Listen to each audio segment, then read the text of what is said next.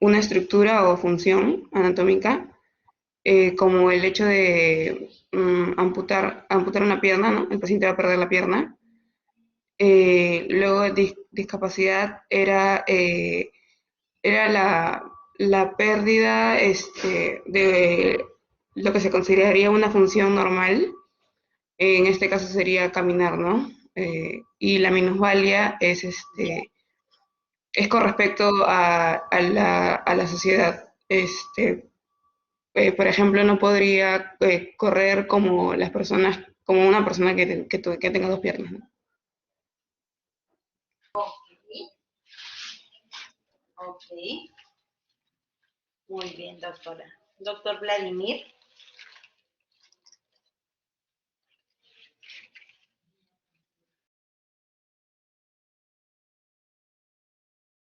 Vamos a agregar de lo que se ha aprendido en la primera clase.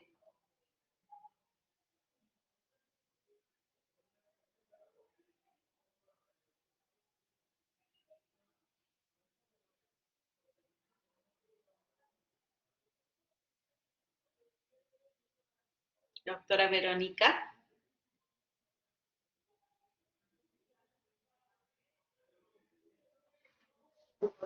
Doctora Doctora, ¿me Verónica. escucha?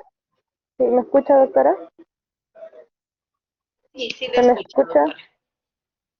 Y así, como indicaba mi Sí, compañera doctora. la clase pasada, me- como indicaba mi compañera la clase pasada, vimos los términos de deficiencia, de discapacidad y de minusvalía y cómo estos tres conceptos se daban muchas veces en una sola persona, como también podría ser que alguna deficiencia o en este caso discapacidad se podría corregir, como por ejemplo el caso de una persona que tiene una deficiencia de miopía, se podría corregir con una cirugía y en este caso ya la discapacidad sería, la discapacidad podría ser corregida, ¿no? Y esa persona podría ya eh, ver sin mayor dificultad como al inicio, ¿no? Cuando se le diagnostica con miopía, esa persona tiene esa deficiencia, la discapacidad sería que ya no podría ella desarrollar la parte de la comunicación de poder ver correctamente y la minusvalía sería pues de que la pongan a competir con otra persona que sí tiene la visión normal, ¿no? Ok. Ok, doctora, muy bien. Muy bien. A ver, doctora Londra, ¿algún concepto adicional?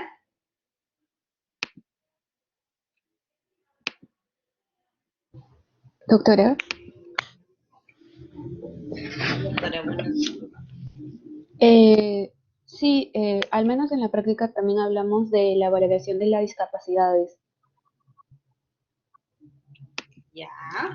Estas pueden ir Ok. desde las no limitadas, desde aquellos que no se encuentran con limitación hasta aquellas que se encuentran totalmente imposibilitadas de hacer cualquier actividad sin la ayuda de alguna asistencia de personal. Ok. Muy bien, doctora. ¿Qué tipos de discapacidad existen, doctora Londra?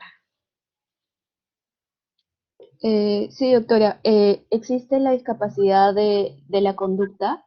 En este caso puede ser en personas con retraso mental. También es discapacidad de la comunicación, en la locomoción, en la disposición corporal, de la destreza y también en el cuidado personal. Ok. Muy bien, doctora Londra. Muy bien. ¿Alguien desea agregar o precisar algún concepto que no se haya mencionado?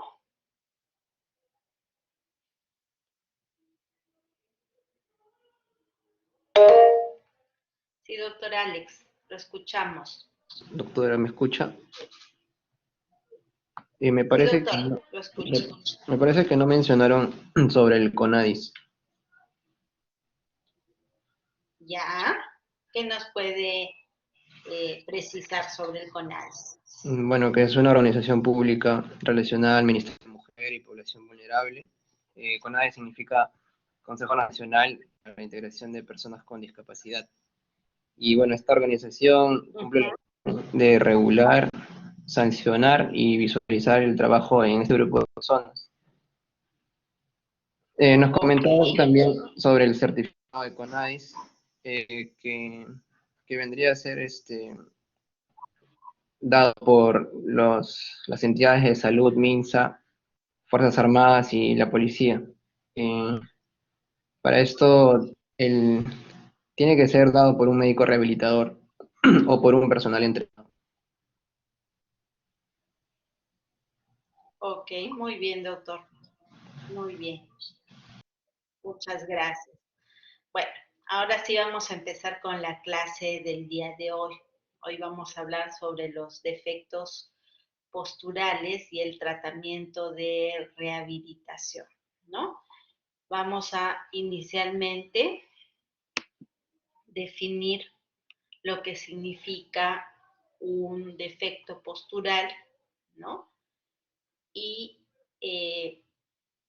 lo importante es de que para hablar de un defecto postural tengo que tener en cuenta de que la postura adecuada es la que se va a tomar de acuerdo a la posición de todo el cuerpo, ¿no? O de un segmento y que está relacionado con la gravedad. Entonces, para poder tener una buena biomecánica, una postura adecuada, es importante que exista el equilibrio entre las fuerzas gravitatorias y las fuerzas antigravitatorias, ¿no? Entonces, si visualizamos esta imagen, entonces lo ideal es de que el centro de gravedad, si nosotros trazamos una perpendicular, se ubique en medio, ¿no?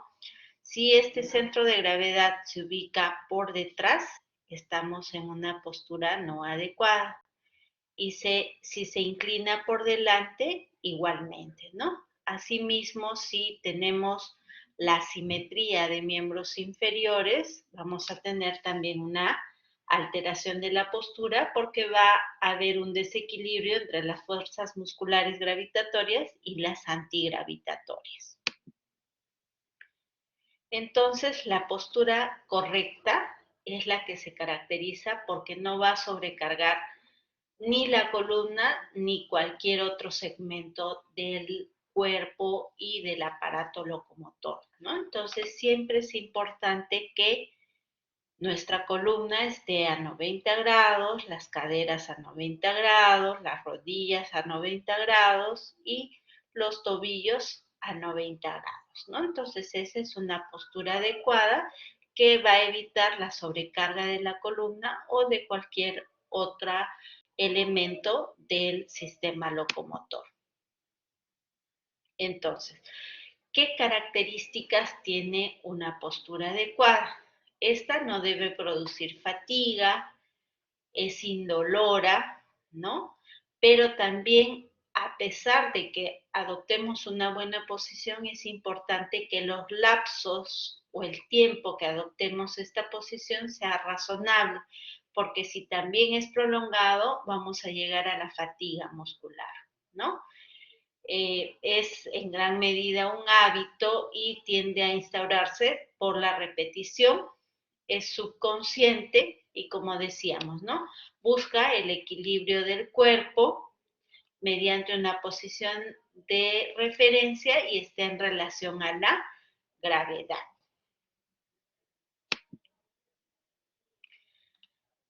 Cuando hablamos de una postura inadecuada, ¿no? Cuando existe el desequilibrio del sistema músculo-esquelético, lo cual va a producir mayor gasto de energía del cuerpo, ya sea en actividad o en reposo, y finalmente va a provocar cansancio y también dolor, ¿no? A diferencia de la postura adecuada, va a haber un desequilibrio entre las fuerzas gravitatorias y antigravitatorias, ¿no? ¿Por qué hablamos de que esta postura es inadecuada, doctor Renzo?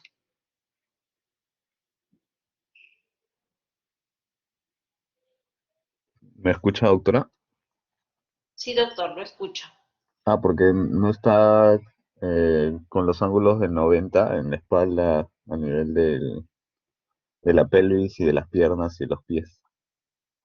Ok, ¿no? Entonces, no estamos apoyados en el respaldar de la silla y si visualizamos, la columna está en C, la cadera está en menos de 90 grados, las rodillas también y los tobillos también, y por ello los pies también están flotando, ¿no? Entonces, igualmente tenemos la hiperflexión del cuello, ¿no? Entonces, esta postura va a provocar cansancio, va a provocar dolor, y si es mantenida y repetida, se va a convertir en un defecto postural. Muy bien, doctor Renzo.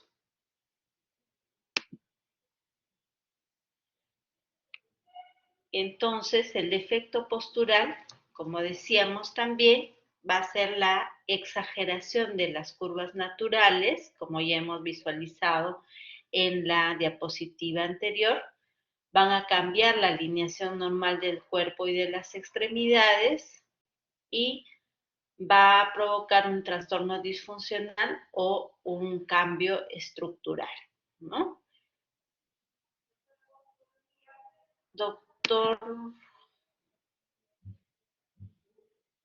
Doctor Angelo Muguruza.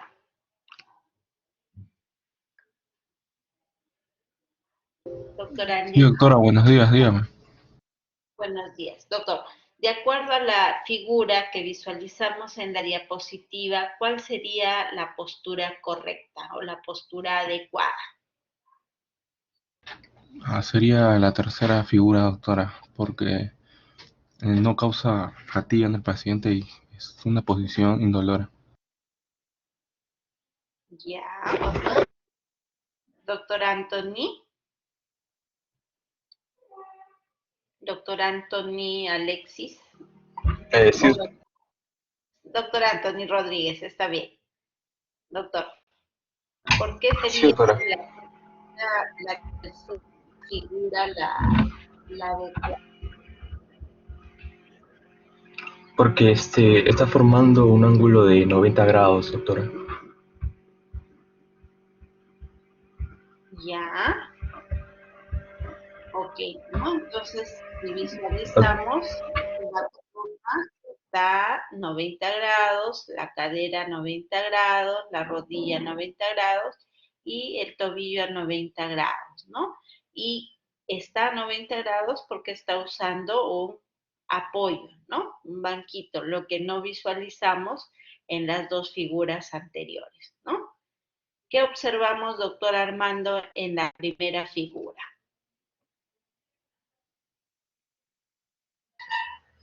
Sí, doctora.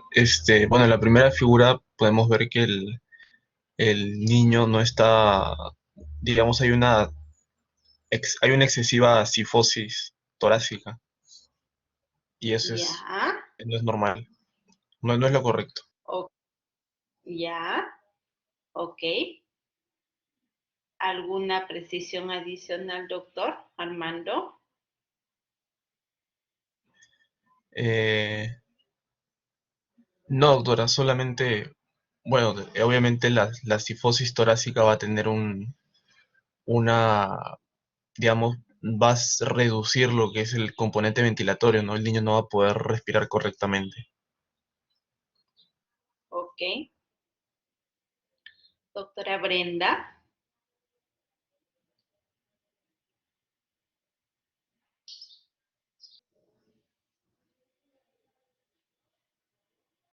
Doctora Brenda.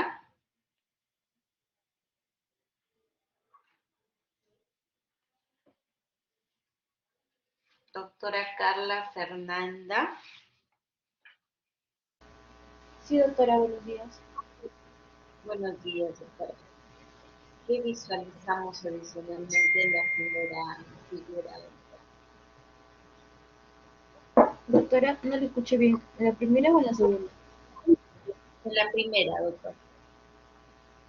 Sí, doctora, como dijo mi compañero, observamos una cifosis muy pronunciada. El paciente no tiene ningún apoyo en la parte del tobillo, en la parte de los talones. Por ende, también podemos observar que el ángulo de la articulación de la rodilla está abajo, ¿no? Lo que le impediría una comodidad al paciente. Y si sigue así, si esa es la postura que va a tomar todos los días durante un prolongado tiempo, supongamos que tenga clases virtuales y siempre esté en esa posición, a lo largo del tiempo el paciente va a tener alguna repercusión también en sus síntomas de dolor, ¿no? Al momento de querer enderezarse, al momento de querer dormir, incluso al momento de caminar, al momento de movilizarse. Ok, muy bien, doctora Carla. Doctora Andrea Espinosa. Sí, doctora, buenos días. Buenos días, doctora. En la segunda figura, ¿qué visualizamos, doctora? Bueno, se ve que hay una posición neutra del paciente, pero los pies están colgando y bueno, parece que los ejes y los ángulos están repartidos, a diferencia de la primera imagen que vemos.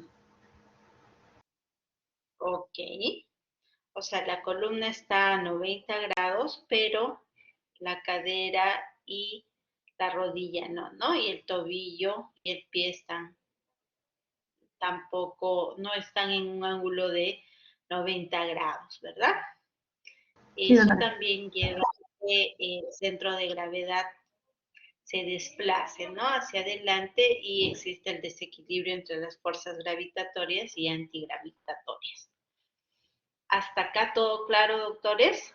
¿Se ha entendido lo que significa la postura adecuada y la postura o el defecto postural?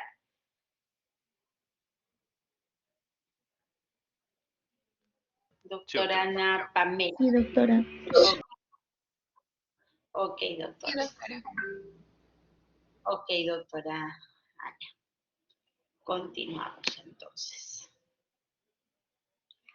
Entonces, de acuerdo a la epidemiología, los defectos posturales van a afectar a 1 de cada 5 niños, ¿no? Esta incidencia de alteraciones posturales es mayor en la población infantil y en la actualidad es mucho mayor debido a los factores ambientales, hereditarios y culturales, ¿no?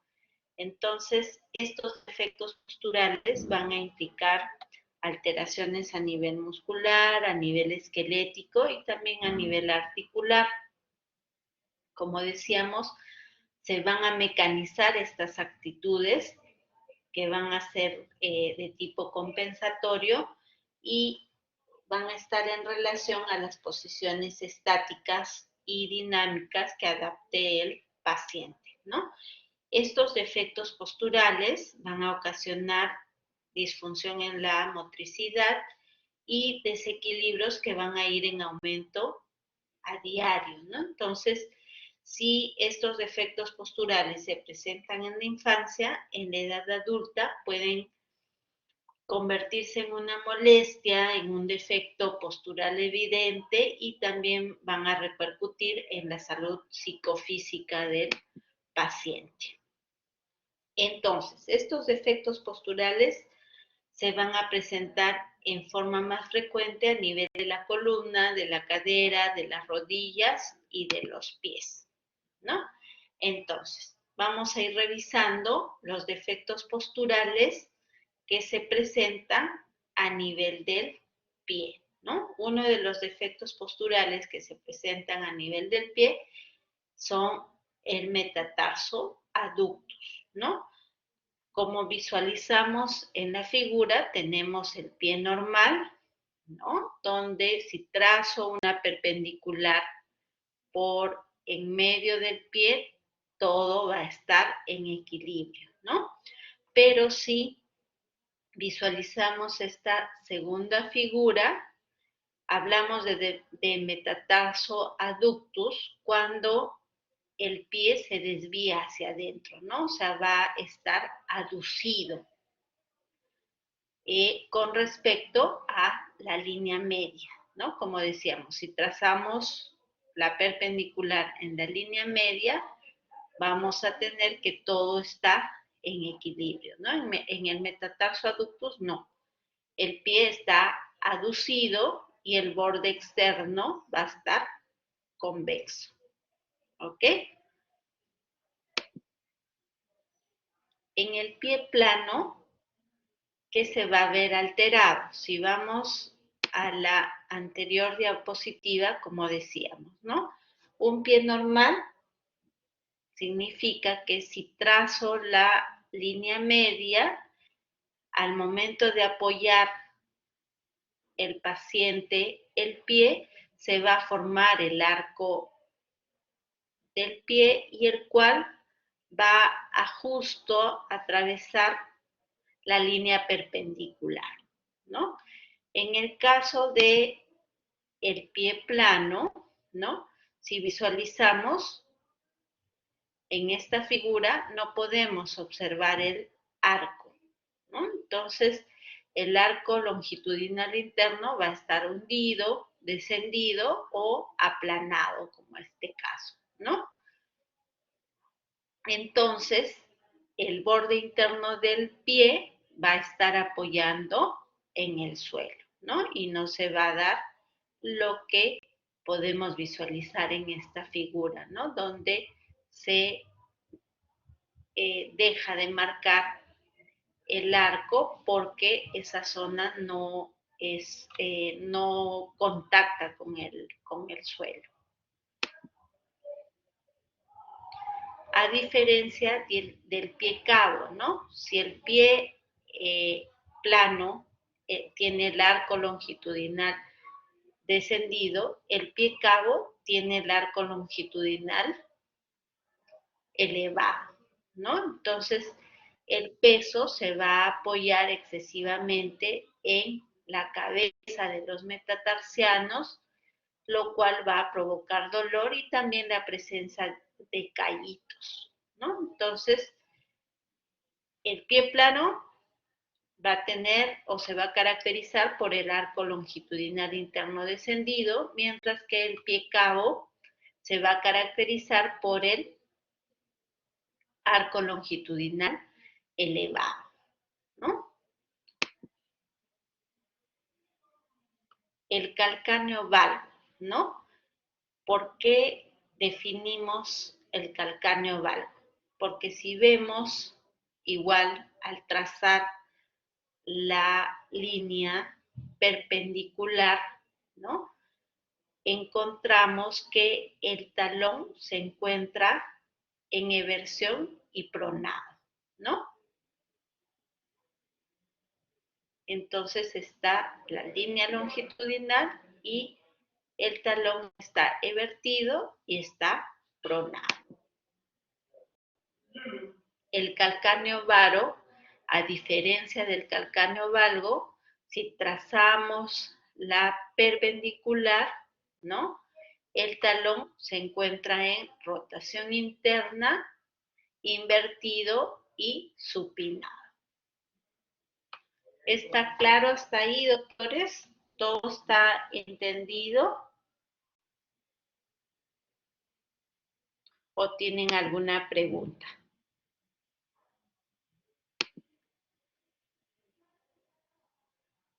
Doctora Carmen, ¿alguna pregunta? Pues, ahí ya está. Doctora, ¿sí me escucha? No, doctora. Sí, doctora, tenía una pregunta. Sí, Cuando doctora, hablamos de dígame.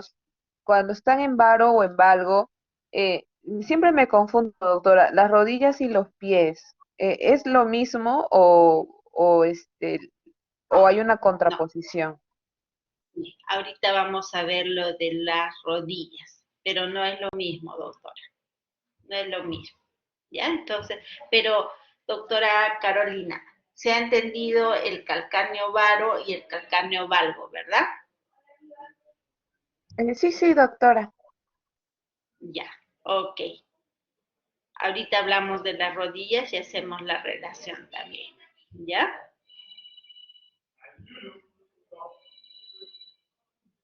¿Todo está claro, doctores?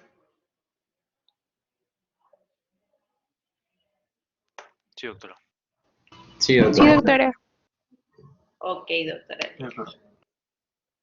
Muy bien. Entonces, ahora sí vamos a ver el genovalgo, ¿no? El genovalgo va a darse porque si visualizamos en esta figura, las rodillas están juntas, ¿no? Y el espacio entre los tobillos es mayor a 5 centímetros, ¿no? Entonces, cuando tenemos las rodillas juntas y el espacio entre ambos tobillos mayor a 5 centímetros, hablamos del genovalgo, ¿ok?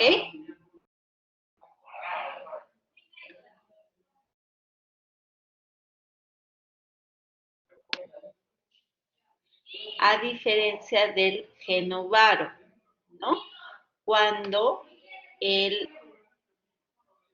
los tobillos están muy juntos y el espacio de las rodillas existe una separación intercondilar importante, ¿no? Entonces las rodillas se encuentran muy separadas y los tobillos se encuentran muy juntos.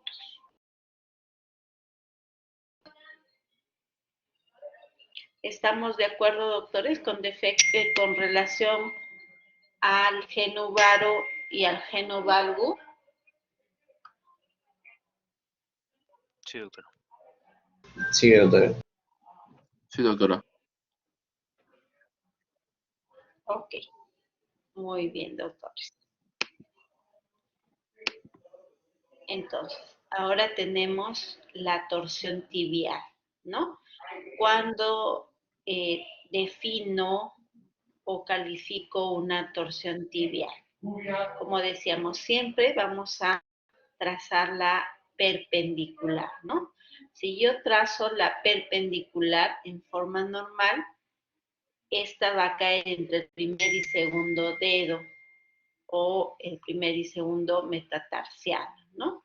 Hablo de torsión tibial cuando trazo la perpendicular y cae sobre el cuarto, quinto o tercer dedo, ¿no? Entonces, la tibia, ¿por qué sucede esto? Porque la tibia está rotada, ¿no? Respecto a su eje longitudinal y la rótula se encuentra, está rotada con respecto a la rótula que se encuentra en la línea media, ¿no? Entonces, finalmente el tobillo va a girar hacia adentro, entonces vamos a hablar de una torsión tibial interna.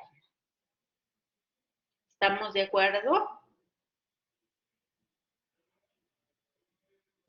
Sí, doctora.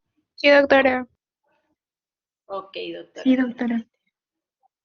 Ok, doctora Antonella. Cuando hablamos de las tibias varas, ¿no? Las famosas tibias o piernas en paréntesis o en O, ¿no? Cuando existe el arqueamiento, ¿no?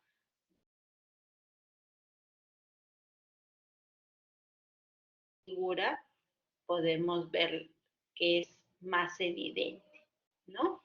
Entonces va a haber la desalineación y las rodillas van a quedar bastante separadas y los malleolos pueden entrar en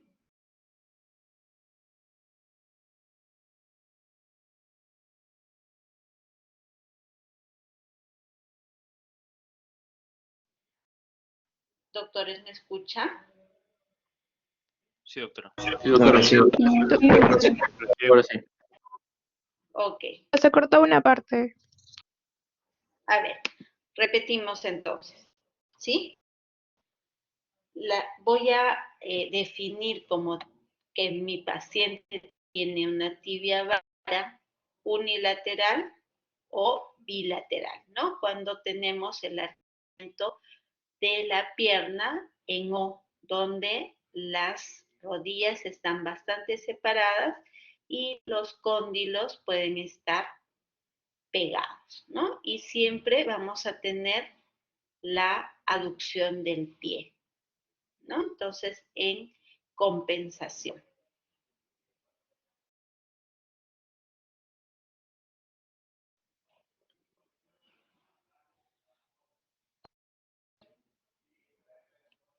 ¿Hasta acá todo está claro o tienen alguna pregunta, doctores?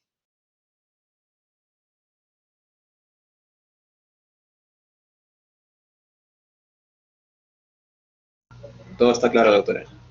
Todo claro, doctora. Ok. Pues vamos.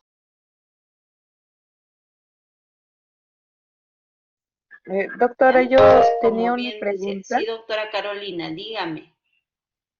Sí, doctora, una pregunta. El Dígame, genubaro, doctora. entonces, sería la unión de la tibia vara más una deformación del cóndilo, doctora, o son entidades diferentes. Son diferentes, ¿no? O sea, hablamos del genubaro, doctora, cuando decimos que los malleolos se pegan, ¿no? Y las rodillas se separan, pero no hay la deformidad de la tibia en O, ¿no? Si usted ve la proyección de la tibia, el problema o el defecto postural es de la rodilla, no de la tibia, ¿ya? Mientras que en la torsión tibial, ¿no? O perdón, en la torsión tibial vamos a tener la desviación de la tibia hacia adentro, ¿no? Y en las tibias varas vamos a ver que el problema es la deformidad de la tibia.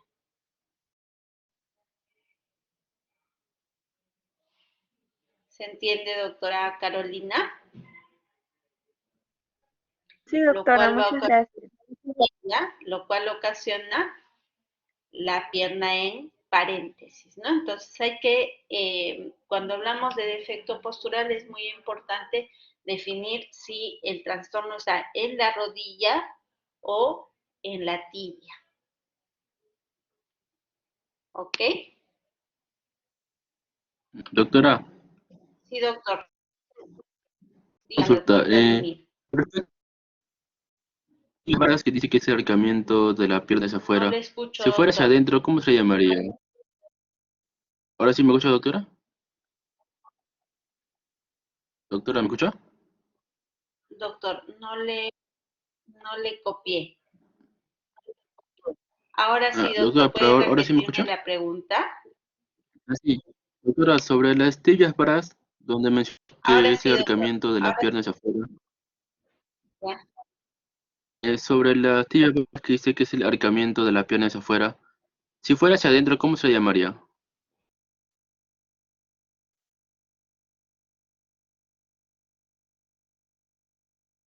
Dijo varo, ¿no, doctor? Porque si usted pega la tibia, o sea, hay una desviación hacia afuera, estaríamos frente a un genovalgo, ¿verdad?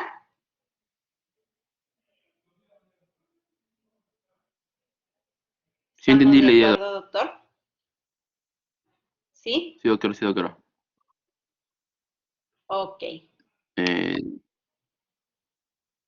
Dígame, doctor. Sí, dígame.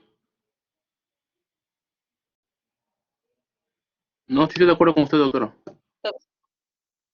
Ya, ok, doctor. Listo. Entonces vamos a ver los defectos posturales en la columna, ¿no? Entonces, como bien decían en las figuras iniciales, tenemos la cifosis, ¿no? ¿Cómo voy a definir a la cifosis? Cuando en el plano sagital va a haber un aumento de la curvatura a nivel dorsal, ¿no? Como ustedes saben, ¿cuántas curvaturas tiene nuestra columna?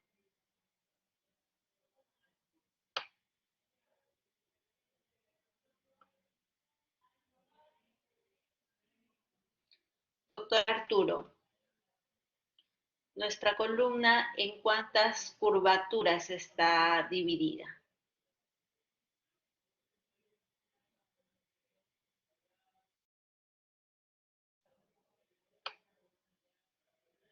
Doctor Arturo. Doctor Arturo a la 1, doctor Arturo a las 2, doctor Arturo a las 3. El doctor Arturo no está con nosotros. Doctora Fabiola, ¿cuántas curvaturas tiene nuestra columna?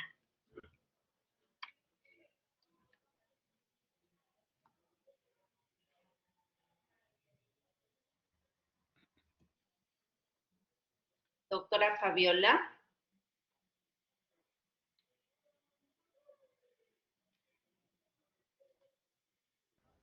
Doctora Olga. Sí, doctor Gerardo, Doctora, dígame. buenos días. Son 4 curvaturas. Doctora, habrían 4 curvaturas, una cervical, torácica, lumbar y sacra. Ok, gracias. Ya. Doctora, muy bien, doctor Gerardo. Doctora Olga, a nivel cervical tenemos una lordosis o una cifosis normal.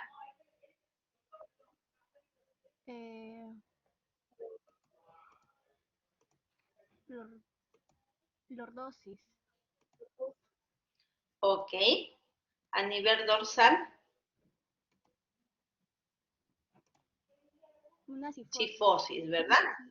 Y a nivel lumbar. Lordosis. Lordosis. Y a nivel sacro. Cifosis. Ok.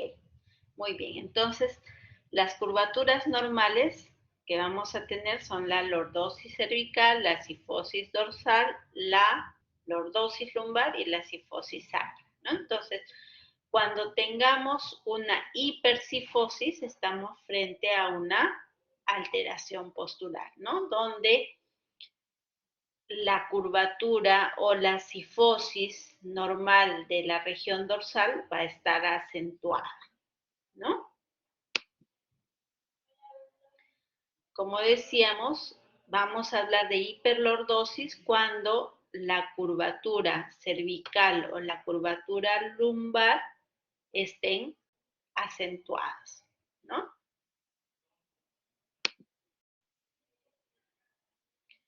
También es importante tener en cuenta, como decíamos, siempre que hablemos de un defecto postural, la presencia o discrepancia de miembros inferiores, ¿no? O la simetría de miembros inferiores, cuando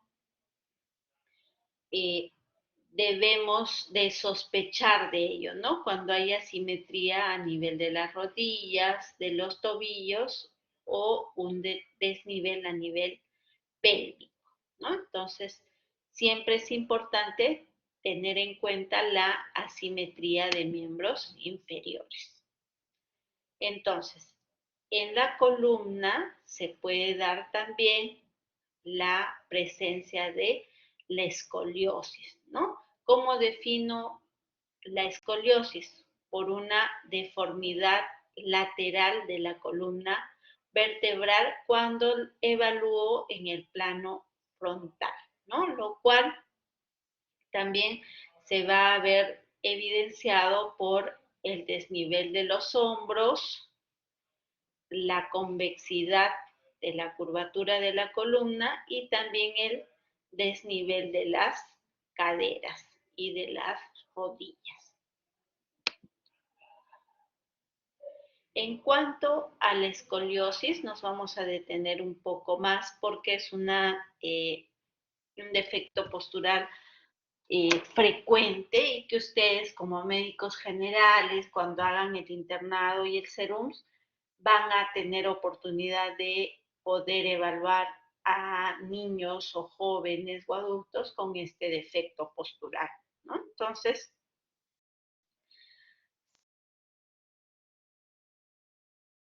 clasificamos la escoliosis, podemos estar frente al tipo de escoliosis neuromuscular cuando está asociada a alteraciones primarias neurológicas o musculares, ¿no? Podemos hablar de una escoliosis congénita cuando está asociada a malformaciones vertebrales del nacimiento, y la escoliosis idiopática, que es la escoliosis que no tiene causa y que se puede presentar en el 80% de todas las escoliosis. Doctora Carolina Bertis, ¿puede señalarme un tipo de escoliosis neuromuscular, una patología que curse con una escoliosis neuromuscular?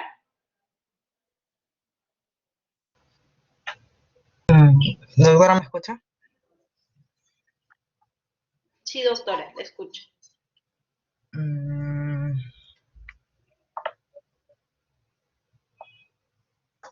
En este momento no me acuerdo, doctora. Disculpe. Ok, doctor Cristian Nathan.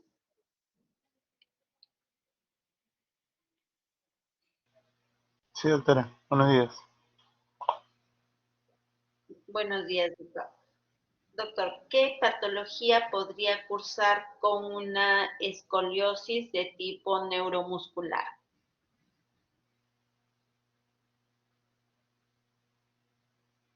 No estoy muy seguro, doctora. ¿Podría ser un Guillain-Barré?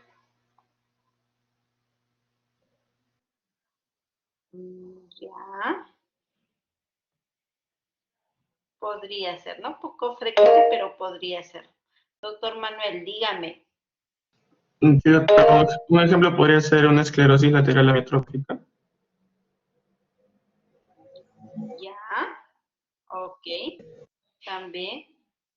Una distrofia muscular podría ser una causa de escoliosis neuromuscular, doctora Claudia Robles.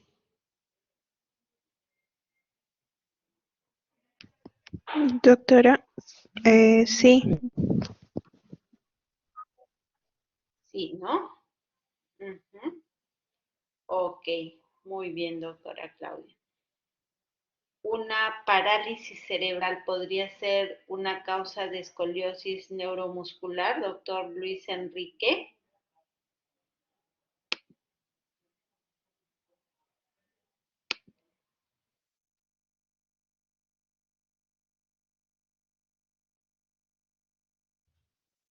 Doctor Luis Enrique.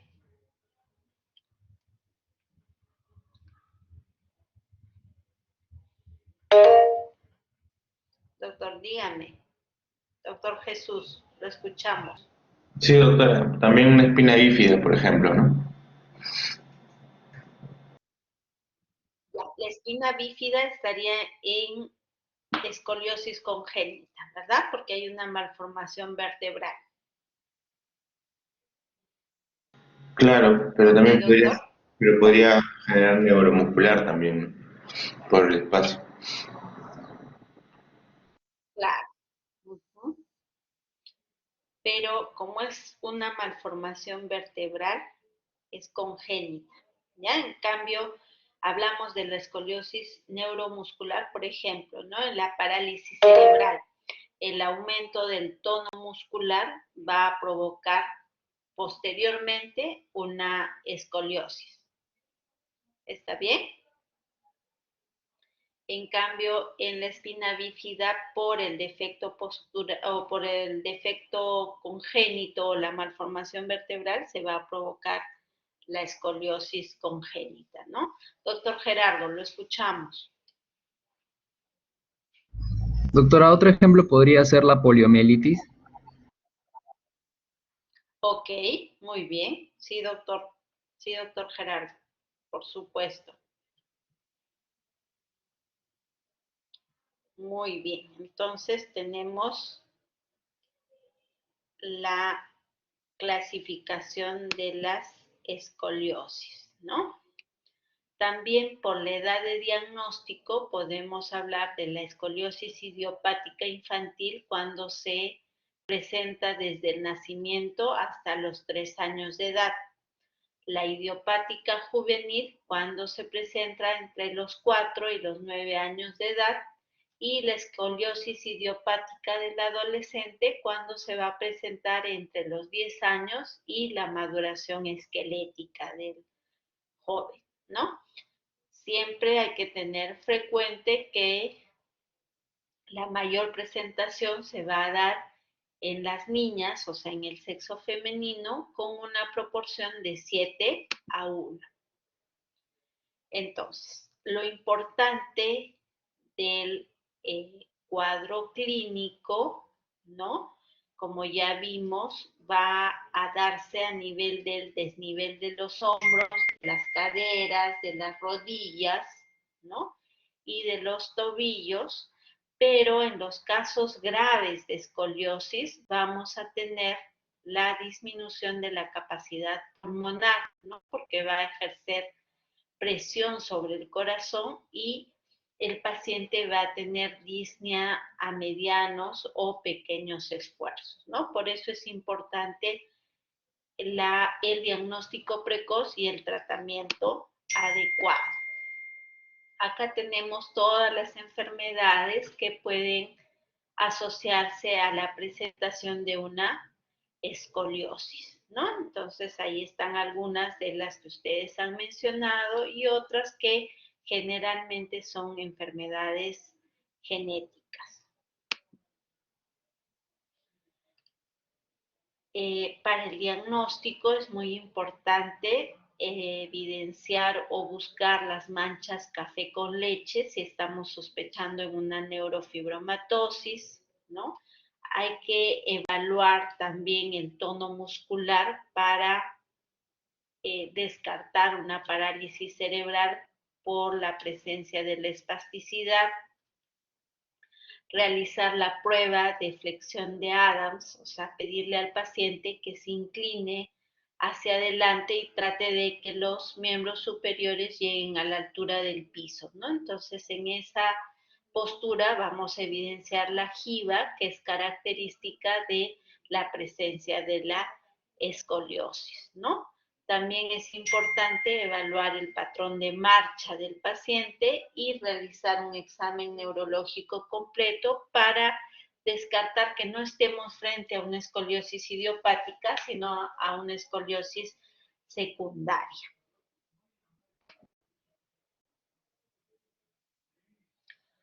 Para el diagnóstico nos va a ayudar mucho el examen de rayos X, ¿no? Que debe ser anteroposterior, coronal y lateral sagital, ¿no?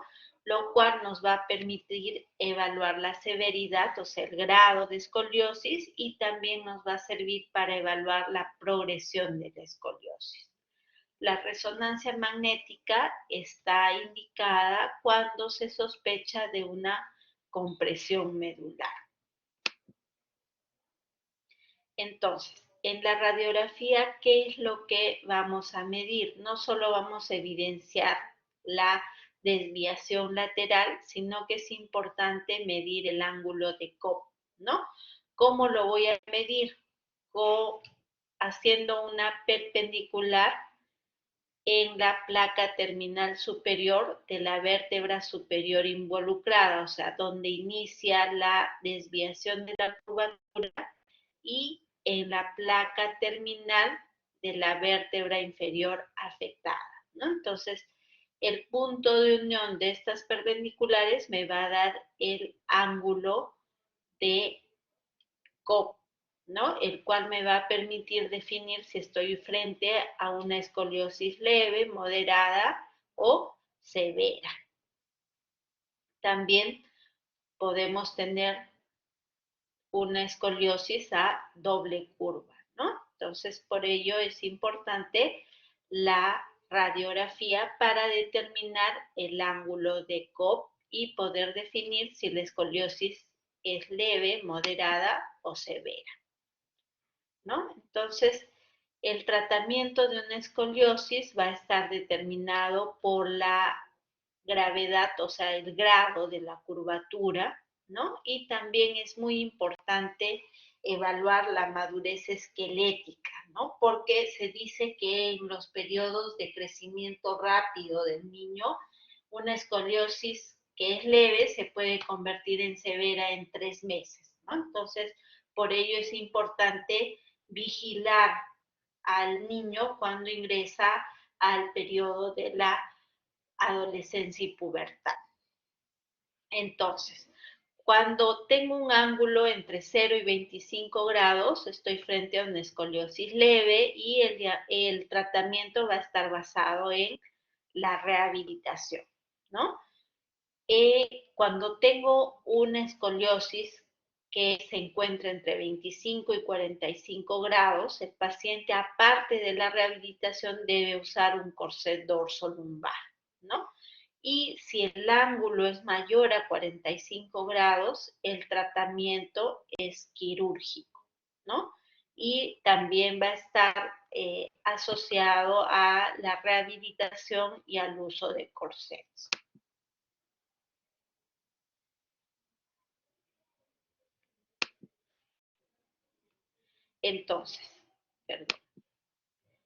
Entonces tenemos en la rehabilitación, ¿no? ¿Qué vamos a buscar? La alineación de las curvas, ¿no? Y para ello el tratamiento en la escalera sueca nos va a ayudar a buscar el equilibrio entre las fuerzas gravitatorias y antigravitatorias, ¿no? Entonces es muy importante que el paciente aprenda estos ejercicios y los haga permanentemente, ¿no? Sobre todo en los periodos de crecimiento rápido. Si estamos frente a una escoliosis moderada, donde el ángulo es de 25 a 45 grados, el paciente va a tener que usar los corsets, ¿no? Ya sean semirrígidos o también los corsets rígidos, ¿no? Para tratar de alinear esa postura, ¿no? Como vemos acá, ustedes evidencian el descenso del hombro derecho y con el corset vamos a lograr la alineación de los hombros, ¿no?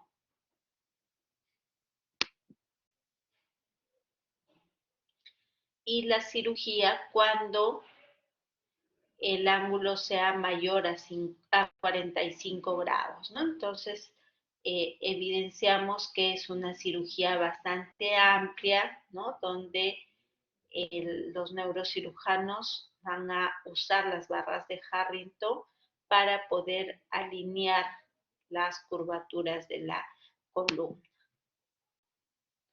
Entonces, el pronóstico de una escoliosis va a depender de la probabilidad de la progresión, ¿no? Es decir, si yo evidencio una escoliosis leve en la edad adulta, es muy poco probable que esa escoliosis se torne severa con los años, ¿no?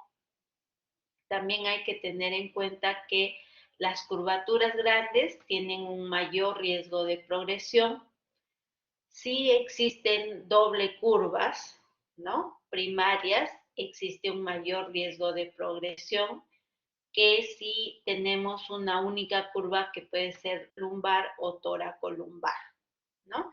Entonces, como decíamos, si el paciente no ha alcanzado esa madurez ósea, tiene mayor probabilidad de progresión de la escoliosis y el riesgo de mayor progresión también se da en el sexo femenino, ¿no? Entonces, conceptos que debemos siempre tener en cuenta y tener claros cuando evaluemos a un paciente con escoliosis y con algún defecto postural, ¿no? Saber que en la población infantil puede presentar un defecto postural y por ello hay que hacer una evaluación adecuada, ¿no? Los factores ambientales, las influencias hereditarias y culturales pueden hacer que estos defectos posturales se pronuncien, ¿no? También saber de que esta escoliosis puede ser congénita o puede ser secundaria a otra enfermedad.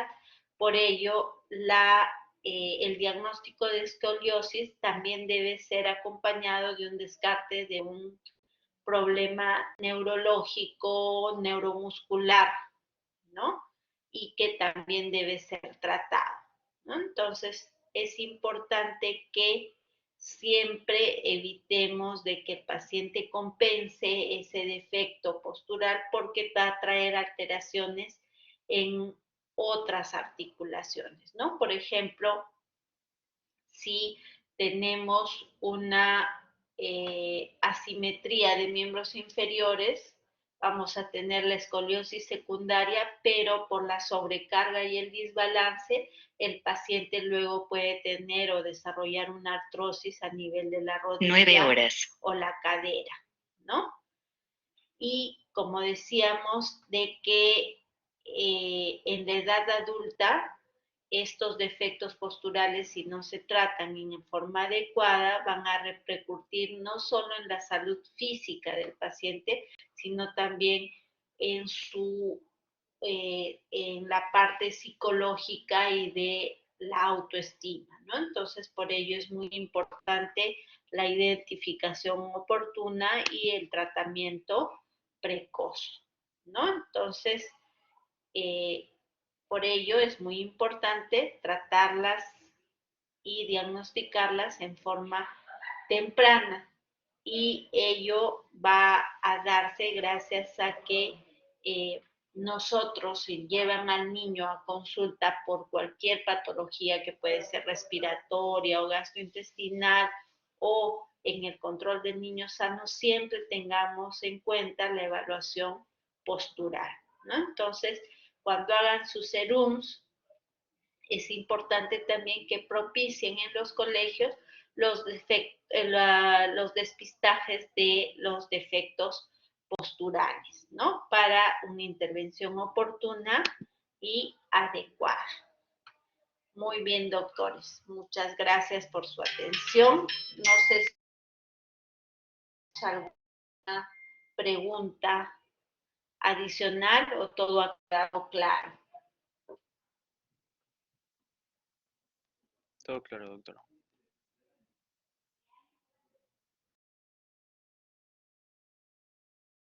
¿Tienen alguna pregunta? Doctora, yo tenía una consulta. Sí, doctora, dígame. Sí, bueno, doctora, yo he visto a lo largo de toda mi vida que los jugadores de fútbol, por ejemplo, tienen esa deformidad de la tibia en O. Entonces, en base a esa curiosidad, yo leí un estudio de una universidad en Bélgica en la cual dicen que desde muy temprana edad, que generalmente son las personas que se preparan para el ámbito futbolístico de manera profesional, tienen una sobrecarga en las fuerzas en las rodillas, lo que produce una sobrecarga de la simetría, y eso podría producir la deformidad en O. Mi pregunta es, ¿cómo podría evitar ese niño llegar a esa deformidad sin tener que dejar de lado su pasión que vendría a ser el fútbol?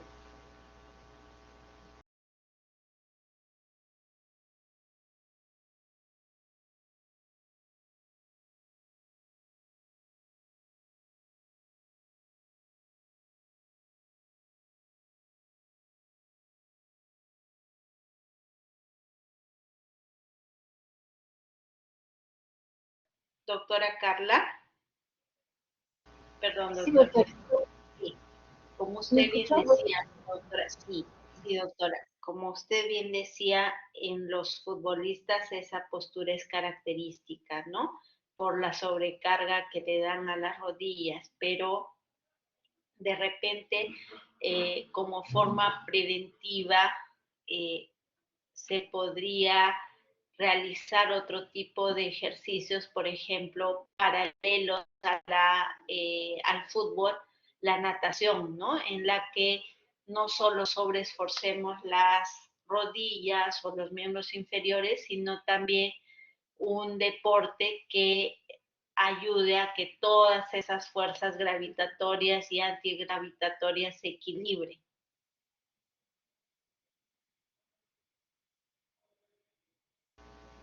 Gracias, doctora. Ok, doctora. Sí, doctora Celeste, le escucho. Sí, doctora, disculpe, el tratamiento para la hipercifosis y la hiperlordosis, ¿cuál sería, doctora? Doctora, en la hiperlordosis, lo importante,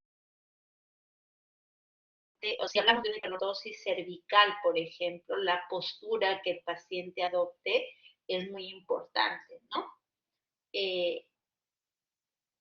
Siempre, por ejemplo, si es un niño que está estudiando, tratar de ver la parte ergonómica, ¿no? Cómo está la altura de la silla, la altura de la mesa, ¿no? La altura del monitor y las posturas que está adoptando al momento de escribir o de leer, ¿no? Porque la idea es de que el monitor esté a la altura de nuestros ojos para que no estemos en hiperflexión, ¿no? En el caso de la hiperlordosis lumbar, ¿no? Hay que evitar, por ejemplo, los tacos altos, ¿no? Los tacos mayor a 7 van a condicionarme una hiperlordosis lumbar, ¿no? Igual la obesidad mórbida también puede provocar una hiperlordosis, ¿no? Entonces, esos factores que se pueden prevenir deben evitarse para que si ya tengo una hiperlordosis leve, esta pueda progresar. Y es importante también los ejercicios aeróbicos y de acondicionamiento muscular para poder, como les decía, equilibrar las fuerzas gravitatorias de las fuerzas antigravitatorias.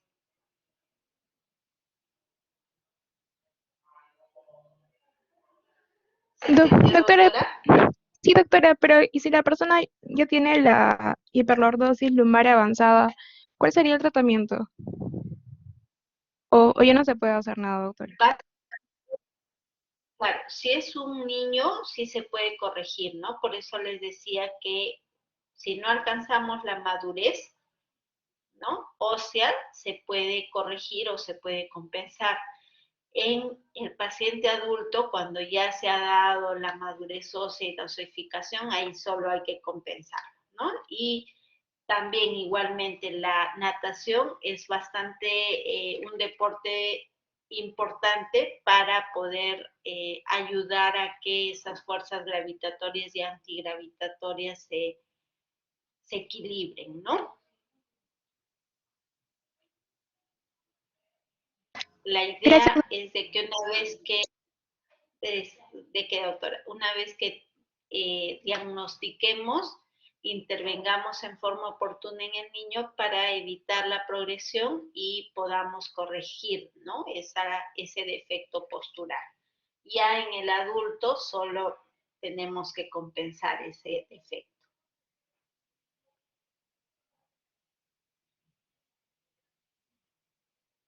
Muy bien, doctores. Sí, doctora Mitzi, la escuchamos.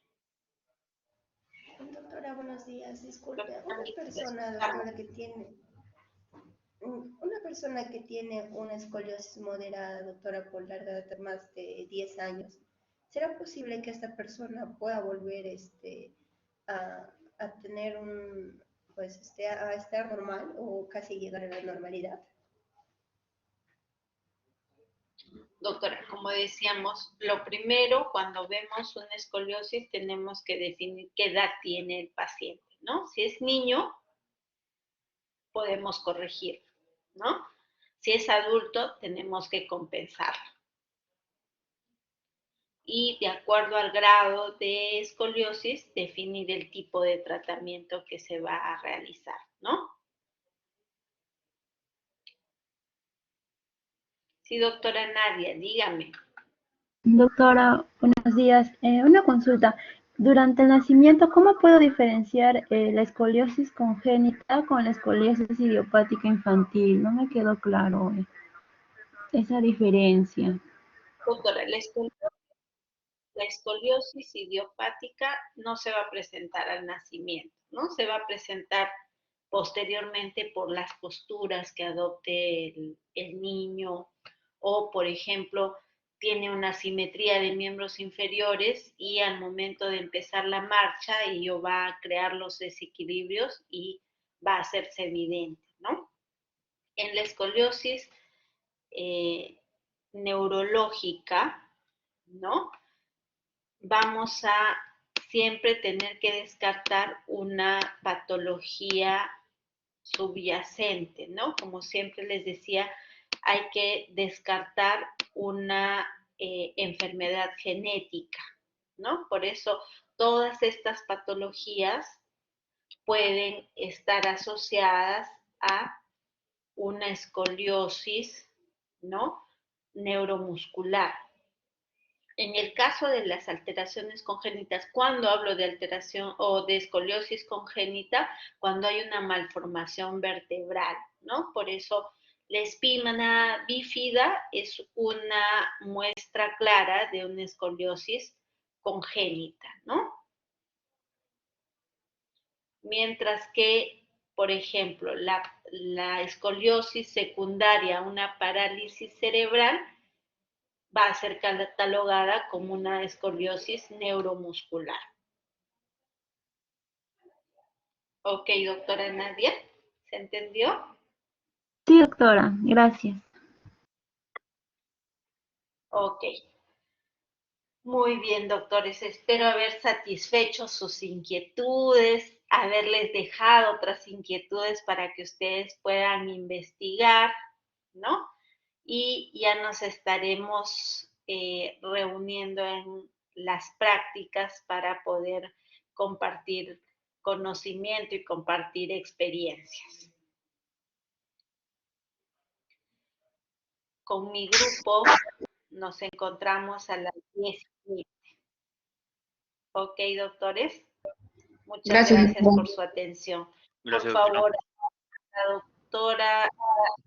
Gracias. Gracias, doctores. Por favor, a la delegada me pasa la lista de asistencia, por favor. Gracias, doctora. Gracias, doctores. Hasta luego.